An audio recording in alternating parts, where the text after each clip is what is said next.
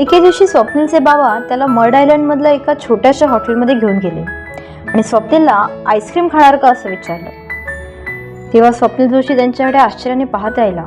त्याने आनंदाने होकार दिला, कारण त्याच्यासाठी ती खूप मोठी गोष्ट होती। आईस्क्रीम खाताना त्याचे बाबा त्याला प्रेमाने म्हणाले की आज तू खूप पुण्य कमावलंस, तुझा जन्म सार्थकी लागला, तू रामानंद सागर यांना प्रत्यक्ष भेटलास, त्यांचा आशीर्वाद तुला मिळाला। आता तुला का मिळो न मिळो तू खूप यशस्वी झालास। बाबांना स्वप्नीलचं फार कौतुक वाटत होतं। हा दिवस स्वप्नीलसाठी खूप मोठा दिवस होता। स्वप्नीलचं आयुष्य पूर्ण बदलणार होतं आणि त्याची सुरुवात झाली होती काही दिवसांपूर्वी आलेल्या त्या फोनवरून। तो फोन कोणाचा होता? चला थोडंसं मागे जाऊ।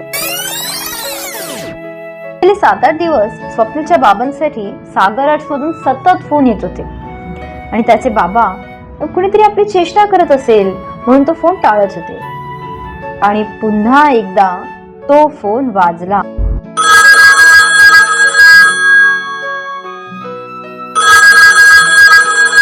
याही वेळेस तो फोन स्वप्नील जोशींच्या वडिलांसाठी होता। आता आपल्यासाठी कुणीतरी इतक्यांदा फोन करतंय म्हणून मोहन जोशींनी तो फोन घेतला आणि समोरून कुणीतरी चक्क नाराजीच्या सुरात त्यांच्याशी बोलत होतं आणि तसतसे त्यांच्या चेहऱ्यावरचे भावही बदलत होते। परंतु फोन संपताच त्यांचा चेहरा आनंदाने खुलला होता। तो फोन सागर आर्ट्स मधून आला होता। दस्तूर खुद्द मोती सागर यांच्याशी त्यांचं संभाषण झाल्यामुळे त्यांच्या आनंदाला पारावार उरला नव्हता। गिरगावातल्या एका छोट्याशा चाळीतला एक फोन वाचतो काय, लवकुशच्या भूमिकेसाठी ऑडिशनचं बोलावणं येतं काय, आणि तेही मोती सागर यांच्याकडून। सारच अविश्वसनीय, पण ते घडलं होतं। त्यानंतर ठरल्याप्रमाणे स्वप्नीलचे बाबा त्याला घेऊन सागर आर्ट्सच्या ऑफिसमध्ये गेले। अंधेरीला पूर्वी नटराज स्टुडिओ होता, तिथेच त्यांचं ऑफिस होतं। स्वप्नील त्याची आठवण सांगताना म्हणतो की त्याला आजही आठवतं की त्या ऑफिसच्या डाव्या बाजूला केबिन्स होते आणि भिंतीवर रामायण मालिकेचे पोस्टर्स होते। स्वप्नीलच्या वडिलांना तर ऑफिसमध्ये पाय ठेवताच गहीवरून आलं होतं। ते अगदी भारावून गेले होते।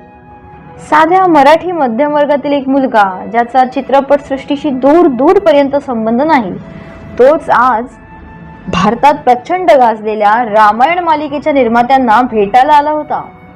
त्यांना भेटणं हीच स्वप्नील आणि त्याच्या बाबांसाठी खूप मोठी गोष्ट होती। रामायण सारखे महाकाव्य लोकांसमोर आणणाऱ्या महान निर्मात्यांनी भेटायला बोलावणं, त्यांच्या ऑफिसमध्ये भेटायला जाणं, खरंच स्वप्नीलने खूप मोठी मजल मारली होती। लहानग्या स्वप्नीलला तितकंसं कळत नसेल, परंतु त्याच्या बाबांना त्याच्या आयुष्यात आलेल्या या सोनियाच्या दिवसाचं महत्त्व नक्की कळत होतं। त्या दोघांना एका केबिनमध्ये बोलावण्यात आलं। तिकडे त्यांना प्रेमसागर भेटले।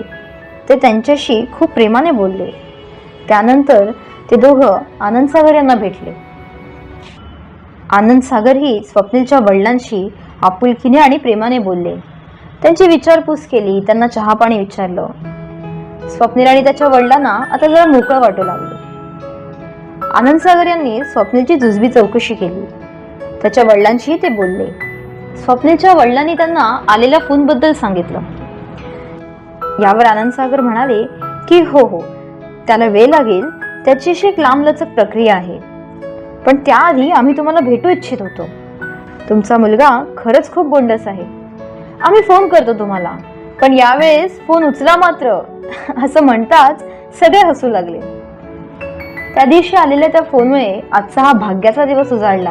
याच आनंदात स्वप्नील आणि त्याचे बाबा घरी जायला निघाले। त्याच्या बाबांना अजूनही विश्वास बसत नव्हता। ते सारखं स्वप्नीलला एकच सांगत होते की तू फारच नशीबवान आहेस। स्वप्नील आणि त्याचे बाबा खूपच खुश होते आणि आता त्यांच्या मनात येणाऱ्या फोनची उत्सुकता होती। मग तो फोन आला का आणि असं नेमकं काय घडलं की ज्याने स्वप्नीलचे बाबा त्याला आईस्क्रीम खायला घेऊन गेले, हे पाहूया पुढच्या भागात। तोवर अवांतर चॅनलला सबस्क्राईब करा आणि व्हिडिओ आवर्जून शेअर करा। धन्यवाद।